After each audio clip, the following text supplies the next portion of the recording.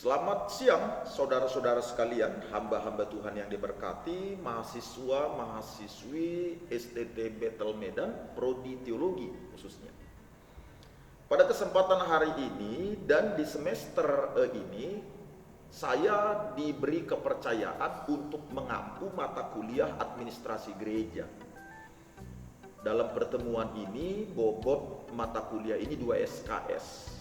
Dan saya harus menjelaskan, memberitahukan kepada saudara sekalian bahwa administrasi gereja menjadi sangat penting untuk dipahami, dimengerti oleh seluruh hamba-hamba Tuhan, oleh teolog-teolog, karena kita ini akan berurusan dengan gereja serta orang-orang yang ada di dalam gereja.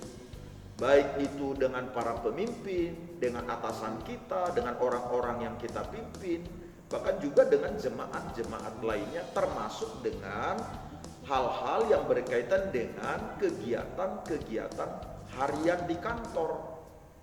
Nah, itu sebabnya di sekolah kita ini administrasi gereja itu menjadi salah satu andalan yang harus dipahami, yang perlu dimengerti. Dengan saudara bisa mengadministrasi secara baik gereja yang saudara pimpin nantinya, maka gereja tersebut berpotensi besar menjadi berkembang dan bertumbuh. Dan jangan salah, hamba-hamba Tuhan itu sadar apa tidak sadar, yang menjadi penyebab tidak terjadinya progres yang baik, pertumbuhan yang baik di gerejanya adalah karena lalai memberi perhatian kepada hal-hal yang berkaitan dengan administrasi sebenarnya. Nah, karenanya belajar mengenai administrasi gereja itu sesuatu yang sangat menarik karena akan memberi kontribusi besar pada pelayanan kita di masa depan, pada gereja yang kita pimpin. Bukan hanya gereja sebenarnya, termasuk pada kegiatan-kegiatan yang lain, bahkan dalam hal-hal yang berkaitan dengan usaha pun administrasi ini menjadi penting untuk dipahami. Nah, sebelum saya bicara panjang lebar mengenai administrasi, sebelum masuk kepada inti pembahasan, saya terlebih dahulu ingin memberikan kepada kita beberapa buku yang menjadi referensi bagi saudara atau pegangan saudara selama mengikuti perkuliahan ini. Nah, salah satu buku yang tidak kalah penting adalah buku yang satu ini mudah didapatkan, sederhana dan gampang untuk dipahami isinya. Buku berjudul Bagaimana Mengelola Gereja Anda. Ia terbitan BPK, saudara-saudara ya. Nah, ini berbicara mengenai bagaimana para pendeta termasuk para kaum awam bisa memimpin gerejanya atau orang-orang yang ada di dalam gerejanya juga mendapatkan hal-hal yang baik ke arah yang lebih baik juga. Nah, bagaimana sebuah gereja beroperasi secara baik, secara sehat. Nah, di sini banyak hal yang dibahas, dibicarakan, ditulis oleh Edgar Walls. Jadi bisa saudara dapatkan di toko-toko buku dan saya harap saudara bisa memilikinya. Nah, lalu ada buku kedua. Buku ini juga menarik untuk dibaca, dipelajari, ya, Becoming a Healthy Church. Ini pun menekankan bagaimana gereja kita menjadi sehat di samping dari unsur-unsur rohaniah, juga dari unsur-unsur administrasi. Jadi ini bicara mengenai keseimbangan di dalam sebuah gereja. Jadi tidak hanya melulu gereja itu bicara mengenai hal-hal rohani lalu kita mengabaikan hal-hal yang berkaitan dengan manajemen, administrasi dan lain sebagainya. Nah, ini penting untuk saudara miliki ya, ditulis oleh Stephen Mechia. Harganya tidak mahal-mahal. Lalu ada buku sederhana tapi juga bagus untuk dipelajari khusus oleh para mahasiswa, yaitu Administrasi dan Manajemen Gereja. Sederhana sekali dan buku ini banyak dipakai oleh STT khusus di Sumatera Utara ya. Nah, jadi bisa didapatkan di BPK. Semua buku ini adalah terbitan BPK. Nah, karenanya saya merekomendasi supaya sedikitnya 3 buku ini saudara miliki atau saudara dapatkan. Apalagi hamba-hamba Tuhan, jangan sampai nanti saudara selesai kuliah tapi tidak ada buku yang saudara bawa pulang ke rumah. Karena itulah yang menjadi modal saudara ketika saudara membuka atau memimpin pelayanan. Baik, kita akan masuk kepada bagian awal dari pertemuan kita ini. Nah, saudara-saudara sekalian, dalam bahasa Inggris, kata administrasi itu disebut administration. Asal katanya atau akar katanya adalah administry. Nah, administration ini berasal dari bahasa Latin yang diawali dengan kata et, kemudian kata et ini ditambahkan kepada kata minister. Jadi minister ini artinya adalah pelayanan. Nah, ketika kata et ini ditambahkan di bagian depan minister, maka pengertian daripada administration itu sesungguhnya adalah pengintensifan pelayanan. Jadi pengintensifan pelayanan ini berbicara mengenai bagaimana tugas-tugas pelayanan harus dijalankan. Bagaimana perencanaan strategis terhadap pengembangan pelayanan dan evaluasi yang diperlukan untuk kemajuan pelayanan. Itu semuanya ada di dalam administrasi. Nah, kalau memperhatikan kata administrasi, maka bahasa Yunani menggunakan istilah diakonia. Istilah diakonia dalam bahasa Yunani itu, saudara-saudara, diterjemahkan oleh kitab New King James Version sebagai administration. Kata diakonia. Nah, itu dicatat oleh 1 Korintus 12 ayat 5, 2 Korintus 9 ayat 12. Saya baca ayat Alkitabnya misalnya di 1 Korintus pasal 2 Korintus pasal 9 ayat 12, kalimatnya kan bilang begini nih dalam terjemahan New King James Version ya. Dalam bahasa Indonesia, sebab pelayanan kasih. Pelayanan kasih itu bicara mengenai diakonia. Sebab pelayanan kasih yang berisi pemberian ini bukan hanya mencukupkan keperluan orang-orang kudus. Jadi sekali lagi, pelayanan kasih yang dalam bahasa Indonesia sebenarnya itu adalah diakonia. Maka dalam terjemahan bahasa Inggris dia bilang begini, for the administration of this service not only supplies the needs of the science. Menggunakan kata administration, for the administration.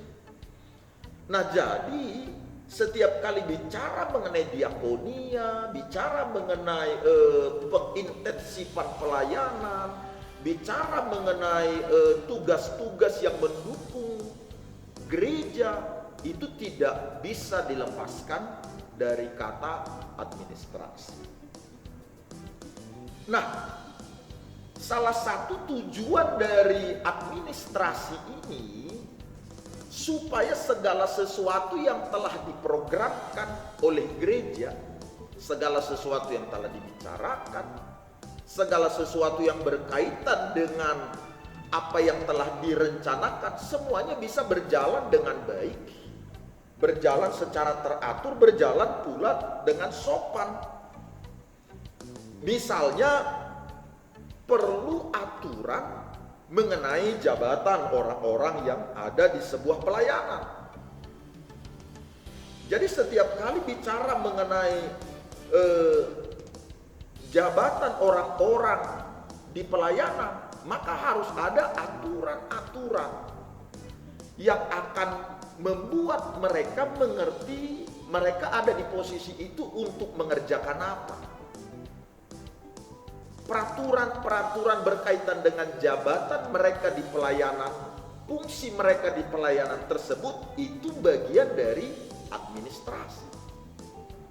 Itulah yang disebut dengan salah satu tugas dari administrasi. Di samping itu juga bicara mengenai perlunya pengawasan ajaran. Ini pun bagian daripada administrasi. Sehingga ajaran-ajaran yang ada terjaga secara baik. Disiplin gereja, di samping disiplin gereja, rapat atau pertemuan-pertemuan yang bersifat organisasi lebih luas atau organisasi lokal, internal. Kemudian penyusunan program, pengarsipan surat menyurat dan lain sebagainya. Ini semuanya adalah bagian dari tanggung jawab atau tugas dari administrasi. Nah, oleh karena itu administrasi itu menjadi sangat penting untuk dipahami oleh para hamba-hamba Tuhan. Sehingga dengan demikian semua yang berkaitan dengan kegiatan-kegiatan gereja yang berkaitan dengan pelayanan, yang dalam terjemahan lain disebut dengan kata servis, semua yang berkaitan dengan pelayanan ini, apakah itu tadi jabatan, kemudian pengajaran, pengawasan pada pengajaran, lalu pengarsipan, kemudian surat-surat masuk dan surat keluar, semuanya ini disebut dengan bagian daripada servis pelayanan atau administrasi. Nah, karena itu semakin baik penanganan administrasinya di sebuah gereja lokal, maka akan semakin baik pula pertumbuhan dari gereja itu, dan semakin sehat pula pertumbuhan dari sebuah gereja tersebut. Oke, setelah melihat pengertian atau definisi administrasi, saya akan coba bagi kepada kita semua unsur-unsur penting dalam administrasi gereja yang harus saudara pahami. Unsur-unsur gereja yang harus dipahami adalah ada beberapa poin yang saya ingin bagikan kepada saudara. Tolong satu orang bantu hapus papan tulis dulu. Nah, saya bagikan salah satu unsur penting dalam administrasi gereja yang perlu diperhatikan. Yang pertama adalah planning. Ini saudara mesti catat ya. Planning itu bicara mengenai dasar utama penyelenggaraan administrasi. Jadi program kerja itu awalnya disusun dengan sangat rapi oleh para pengambil keputusan. Program-program yang akan dikerjakan, program-program pelayanan disusun secara baik oleh mereka yang disebut dengan para leaders atau para pemimpin-pemimpin. Tentu program-program ini disesuaikan dengan apa yang menjadi tujuan dari gereja tersebut. Jadi tadi yang pertama planning, yang harus diperhatikan oleh atau dasar utama, unsur-unsur penting dari sebuah administrasi. Nah, program-program yang disusun yang akan dikerjakan harus sesuai dengan tujuan dari organisasi itu apa. Visinya apa, misinya apa. Jadi penting bagi hamba-hamba Tuhan sebenarnya untuk mengerti apa yang menjadi tujuan dari gereja atau visi dari sebuah organisasi itu. Kalau kita bicara misalnya mengenai gereja lokal, tempat di mana saudara memimpin, Setelah saudara mengerti apa yang merupakan tujuan atau visi dari gereja lokal yang saudara pimpin, maka kemudian dalam rangka membangun planning atau hal-hal yang akan dikerjakan, hal-hal yang harus direncanakan, semuanya harus mengarah kepada tujuan ini tadi. Sesuai dengan ini, tujuan dari gereja tersebut. Apa sih? Visinya apa? Nah, kalau misalnya saudara punya visi gereja lokalnya, saya sebut seperti gereja yang saya pimpin, menjadi gereja yang sehat dan kuat.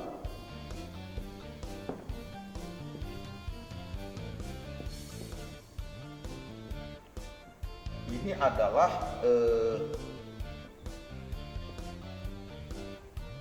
visi dari gereja yang saya pimpin.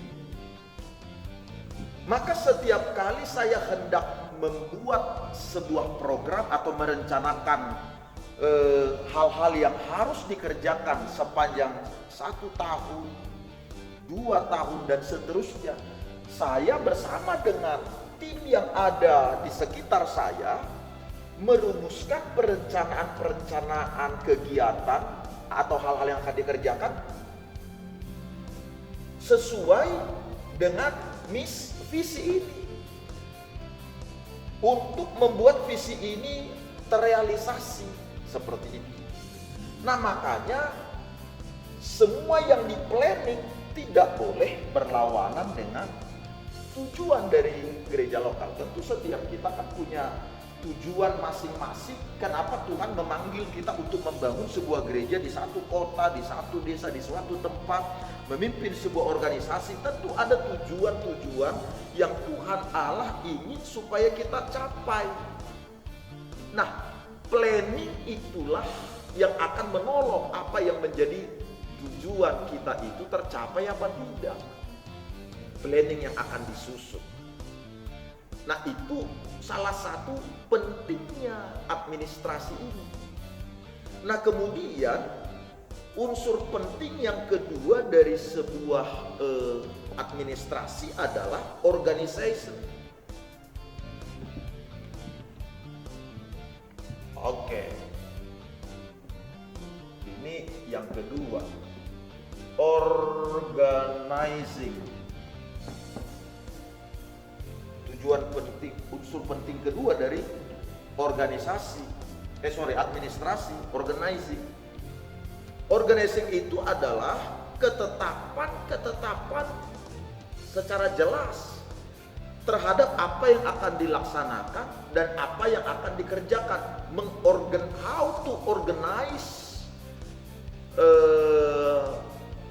planning yang sudah disusun.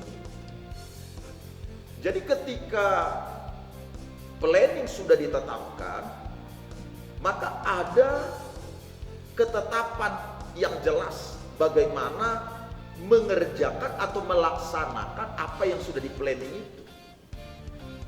Sering sekali kan kita itu bisa membuat planning, kita itu cakap sekali kita dalam mengatur sebuah program.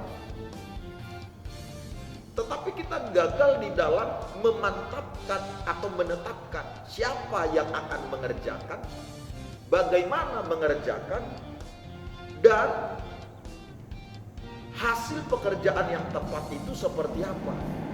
Kita kan gagal, banyak gagalnya di situ. Kita tidak pernah bisa memikirkan kualifikasi dari keberhasilan atas sebuah planning atau program yang sudah di-planning, sehingga ketika dikerjakan kita lemah, tidak memperhatikan kalau pekerjaan ini supaya berhasil seperti apa. Kita gagal di organize-nya. Makanya penting memperhatikan apa yang akan dikerjakan, siapa yang akan mengerjakan, berapa lama itu dikerjakan, bagaimana pekerjaan itu dapat diselesaikan. Kemudian yang tidak kalah penting, siapa yang bertanggung jawab atas pekerjaan tersebut. Seperti apa yang sudah dikerjakan. Nah, itulah pentingnya organizing tadi. Maka ini disebut sebagai bagian dari administrasi, bagian penting dari administrasi. Lalu bagian yang ketiga yang tidak kalah penting dari administrasi adalah staffing.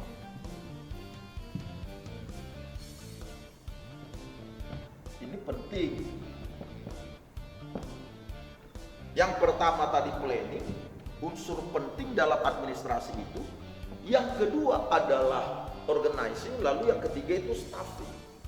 Staffing itu bicara mengenai bagaimana menempatkan personil di bagian yang sudah direncanakan untuk dikerjakan tersebut. Personil yang dimaksud, apakah dia memang punya potensi untuk mengerjakan poin itu? Apakah dia memang memiliki keahlian yang dibutuhkan? Apakah dia bisa mencapai tujuan yang diharapkan? Nah, staffing ini administrasinya bagus, seperti itu kira-kira. Tapi apabila setelah kita memberikan kita memberikan tugas, kita memberikan kepercayaan kepada bidang-bidang tertentu, lalu menempatkan mereka di sana, tapi kemudian kita tidak meminta laporan atau tidak memperhatikan laporan-laporan bagaimana mereka mengerjakan, maka tugas yang didelegasikan kepada mereka itu tidak akan pernah mencapai hasil sebagaimana yang diharapkan. Lagi-lagi, dari semua perencanaan dan tugas-tugas yang akan dikerjakan, yang diserahkan kepada staf, yang dikoordinir, semuanya itu demi mencapai tujuan dari sebuah gereja itu.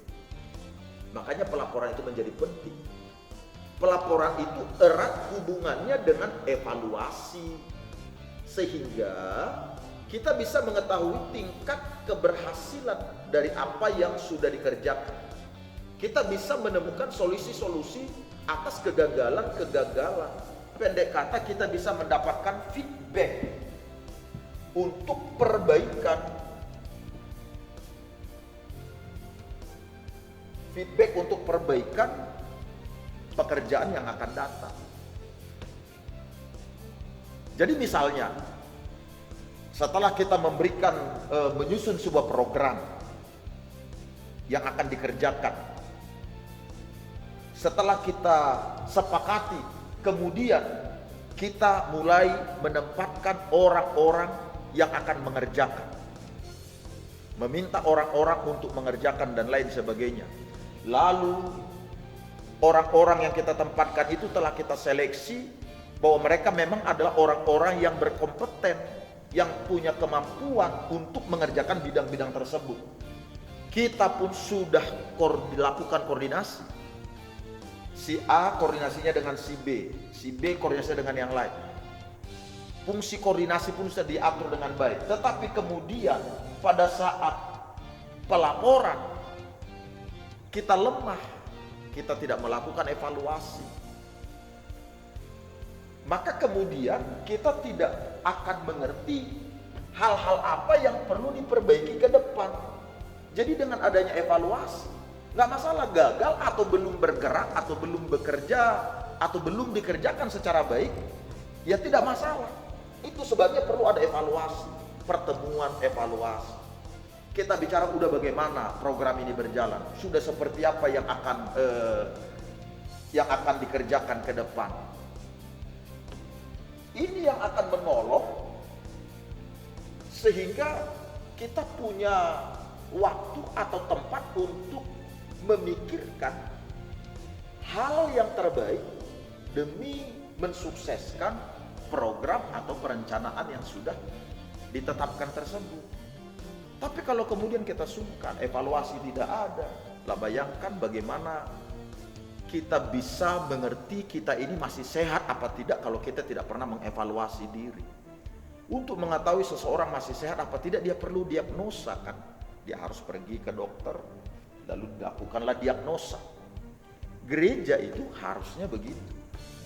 Kita perlu memahami atau mengerti apakah gereja yang kita pimpin ini sehat apa tidak. Perlu dilakukan diagnosa. Sehingga dengan diagnosa tersebut maka kita mengerti hal-hal mana yang harus kita perbaiki. Hal-hal mana yang harus kita kerjakan, hal-hal mana yang harus kita tingkatkan dan lain sebagainya. Itu pelaporan ya. Setelah pelaporan maka unsur penting yang terakhir adalah masih di bawah ini yang terakhir. Yang keenam, unsur pentingnya adalah budget.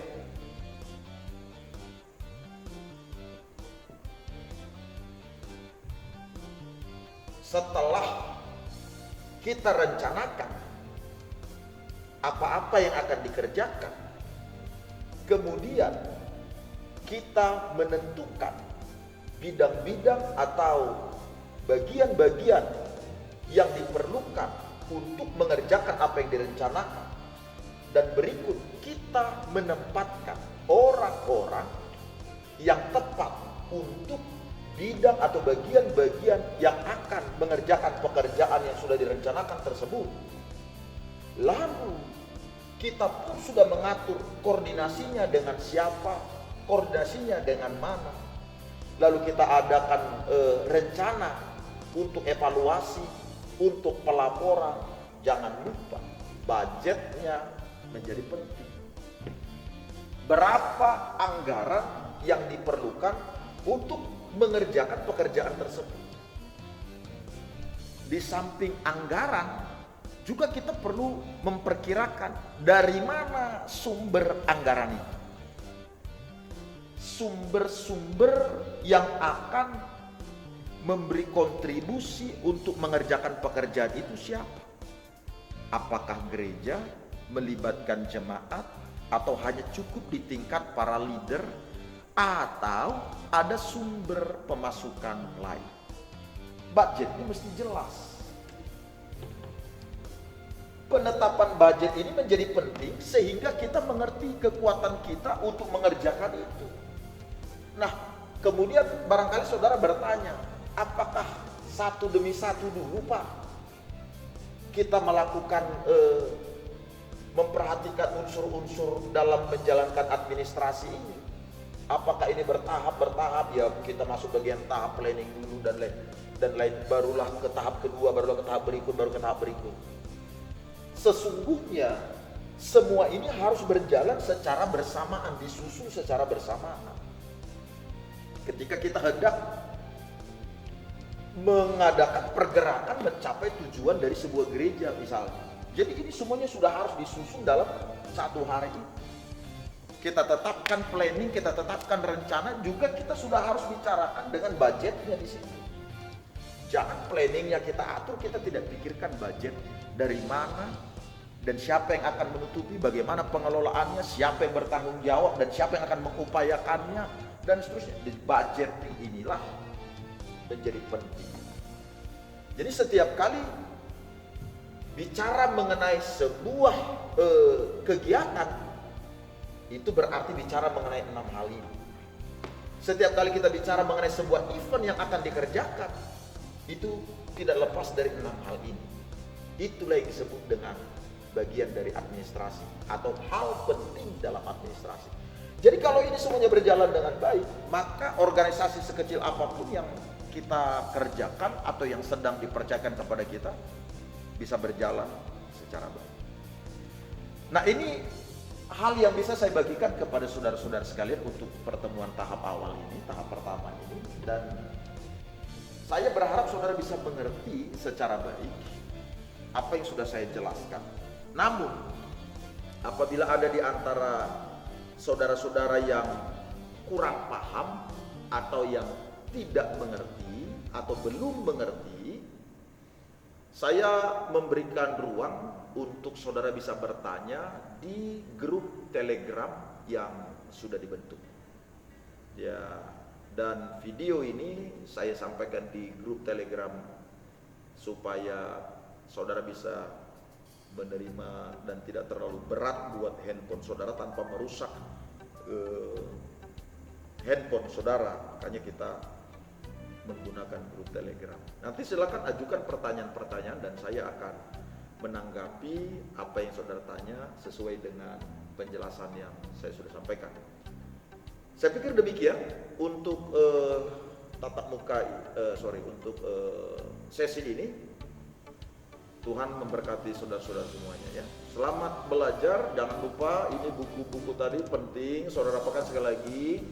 Buku ini akan menolong saudara untuk mengerti bagaimana bergerak melalui pertumbuhan gereja, yaitu gereja yang sehat, dan bagaimana proses yang diperlukan untuk pengambilan keputusan, perubahan-perubahan, serta gaya hidup bergereja yang berkelanjutan dan evaluasi-evaluasi praktis semuanya akan ada di sini dibicarakan. Ya, ini buku-buku saya pikir perlu ya. Karenanya minta tolong saudara ada waktu nanti dapatkan di toko buku terdekat, sehingga 3 buku ini akan membantu saudara mengerti seperti apa harusnya saudara mengadministrasi gereja atau organisasi di mana saudara berada. Tuhan memberkati, mari kita berdoa. Bapa di sorga, aku berdoa pada semua anak-anak didik, mahasiswa, mahasiswi STTB Telmedan Prodi Teologi semester 3 ini. Campur tangan Tuhan atas kehidupan mereka. Allah bekerja, Allah berkarya, kemampuan yang supranatural turun atas mereka.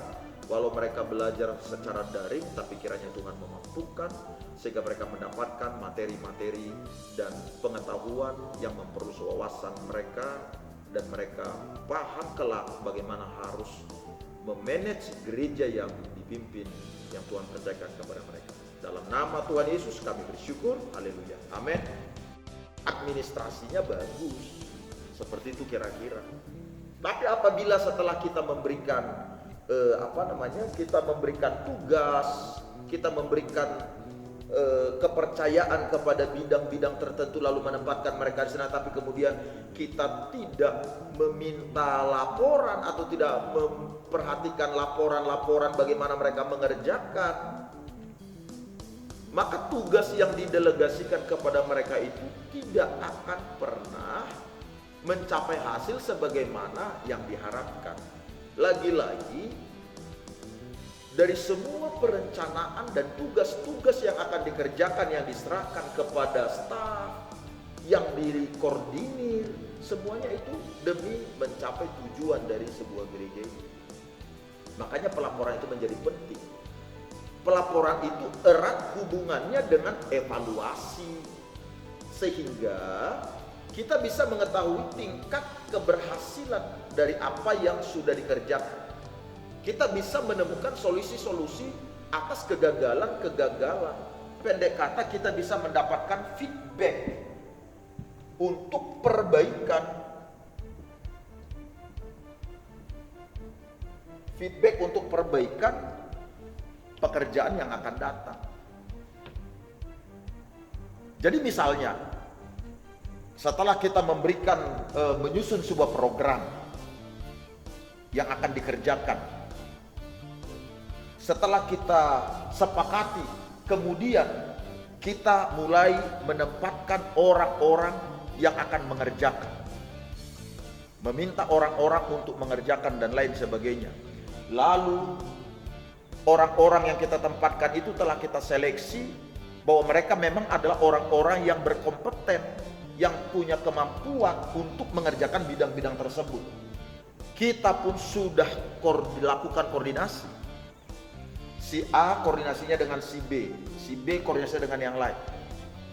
Fungsi koordinasi pun sudah diatur dengan baik. Tetapi kemudian pada saat pelaporan kita lemah, kita tidak melakukan evaluasi, maka kemudian kita tidak akan mengerti hal-hal apa yang perlu diperbaiki ke depan. Jadi dengan adanya evaluasi, nggak masalah gagal atau belum bergerak atau belum bekerja atau belum dikerjakan secara baik, ya tidak masalah. Itu sebabnya perlu ada evaluasi, pertemuan evaluasi. Kita bicara udah bagaimana program ini berjalan, sudah seperti apa yang akan yang akan dikerjakan ke depan. Ini yang akan menolong sehingga kita punya waktu atau tempat untuk memikirkan hal yang terbaik demi mensukseskan program atau perencanaan yang sudah ditetapkan tersebut. Tapi kalau kemudian kita sungkan, evaluasi tidak ada, lah bayangkan bagaimana kita bisa mengerti kita ini masih sehat apa tidak kalau kita tidak pernah mengevaluasi diri. Untuk mengetahui seseorang masih sehat apa tidak, dia perlu diagnosa kan. Dia harus pergi ke dokter, lalu dilakukanlah diagnosa. Gereja itu harusnya begitu. Kita perlu memahami atau mengerti apakah gereja yang kita pimpin ini sehat apa tidak. Perlu dilakukan diagnosa. Sehingga dengan diagnosa tersebut maka kita mengerti hal-hal mana yang harus kita perbaiki. Hal-hal mana yang harus kita kerjakan, hal-hal mana yang harus kita tingkatkan dan lain sebagainya. Itu pelaporan ya. Setelah pelaporan maka unsur penting yang terakhir adalah masih di bawah ini yang terakhir. Yang keenam, unsur pentingnya adalah budget.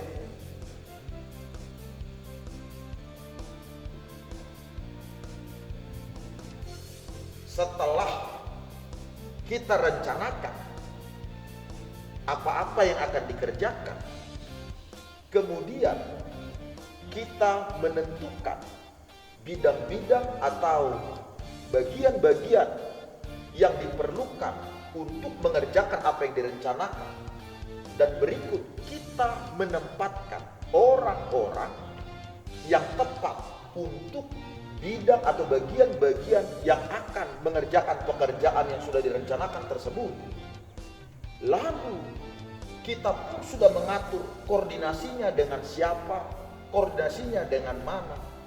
Lalu kita adakan rencana untuk evaluasi, untuk pelaporan. Jangan lupa budgetnya menjadi penting. Berapa anggaran yang diperlukan untuk mengerjakan pekerjaan tersebut. Di samping anggaran, juga kita perlu memperkirakan dari mana sumber anggaran itu. Sumber-sumber yang akan memberi kontribusi untuk mengerjakan pekerjaan itu siapa? Apakah gereja melibatkan jemaat atau hanya cukup di tingkat para leader, atau ada sumber pemasukan lain? Budgetnya mesti jelas. Penetapan budget ini menjadi penting sehingga kita mengerti kekuatan kita untuk mengerjakan itu. Nah, kemudian barangkali saudara bertanya, apakah satu demi satu dulu Pak kita melakukan memperhatikan unsur-unsur dalam menjalankan administrasi ini? Apakah ini bertahap ya, kita masuk bagian tahap planning dulu dan lain, barulah ke tahap kedua, barulah ke tahap berikut, baru ke tahap berikut. Sesungguhnya semua ini harus berjalan secara bersamaan, disusun secara bersamaan. Ketika kita hendak mengadakan pergerakan mencapai tujuan dari sebuah gereja misalnya. Jadi ini semuanya sudah harus disusun dalam satu hari itu. Kita tetapkan planning, kita tetapkan rencana, juga kita sudah harus bicarakan dengan budgetnya di sini. Jangan planningnya kita atur, kita tidak pikirkan budget dari mana dan siapa yang akan menutupi, bagaimana pengelolaannya, siapa yang bertanggung jawab dan siapa yang akan mengupayakannya dan seterusnya. Di budget inilah menjadi penting. Jadi setiap kali bicara mengenai sebuah kegiatan, itu berarti bicara mengenai 6 hal ini. Setiap kali kita bicara mengenai sebuah event yang akan dikerjakan, itu tidak lepas dari 6 hal ini. Itulah yang disebut dengan bagian dari administrasi atau hal penting dalam administrasi. Jadi kalau ini semuanya berjalan dengan baik, maka organisasi sekecil apapun yang kita kerjakan atau yang sedang dipercayakan kepada kita bisa berjalan secara baik. Nah, ini hal yang bisa saya bagikan kepada saudara-saudara sekalian untuk pertemuan tahap awal ini, tahap pertama ini. Dan Saya berharap saudara bisa mengerti secara baik apa yang sudah saya jelaskan. Namun, apabila ada di antara saudara-saudara yang kurang paham atau yang tidak mengerti atau belum mengerti, saya memberikan ruang untuk saudara bisa bertanya di grup Telegram yang sudah dibentuk. Ya, dan video ini saya sampaikan di grup Telegram supaya saudara bisa menerima dan tidak terlalu berat buat handphone saudara tanpa merusak handphone saudara. Makanya kita menggunakan grup Telegram. Nanti silakan ajukan pertanyaan-pertanyaan dan saya akan menanggapi apa yang saudara tanya sesuai dengan penjelasan yang saya sudah sampaikan. Saya pikir demikian untuk untuk sesi ini. Tuhan memberkati saudara-saudara semuanya ya. Selamat belajar. Jangan lupa ini buku-buku tadi penting. Saudara dapatkan sekali lagi. Buku ini akan menolong saudara untuk mengerti bagaimana bergerak melalui pertumbuhan gereja, yaitu gereja yang sehat, dan bagaimana proses yang diperlukan untuk pengambilan keputusan, perubahan-perubahan, serta gaya hidup bergereja yang berkelanjutan dan evaluasi-evaluasi praktis semuanya akan ada di sini dibicarakan. Ya, ini buku-buku saya pikir perlu ya. Karenanya minta tolong saudara ada waktu nanti dapatkan di toko buku terdekat, sehingga 3 buku ini akan membantu saudara mengerti seperti apa harusnya saudara mengadministrasi gereja atau organisasi di mana saudara berada. Tuhan memberkati, mari kita berdoa. Bapa di sorga, aku berdoa pada semua anak-anak didik, mahasiswa, mahasiswi STT Bethel Medan Prodi Teologi semester 3 ini. Campur tangan Tuhan atas kehidupan mereka. Allah bekerja, Allah berkarya, kemampuan yang supranatural turun atas mereka. Walau mereka belajar secara daring, tapi kiranya Tuhan memampukan sehingga mereka mendapatkan materi-materi dan pengetahuan yang memperluas wawasan mereka, dan mereka paham kelak bagaimana harus memanage gereja yang dipimpin yang Tuhan percayakan kepada mereka. Dalam nama Tuhan Yesus kami bersyukur. Haleluya. Amin. Sampai bertemu Jumat yang akan datang ya. Tuhan memberkati. Shalom.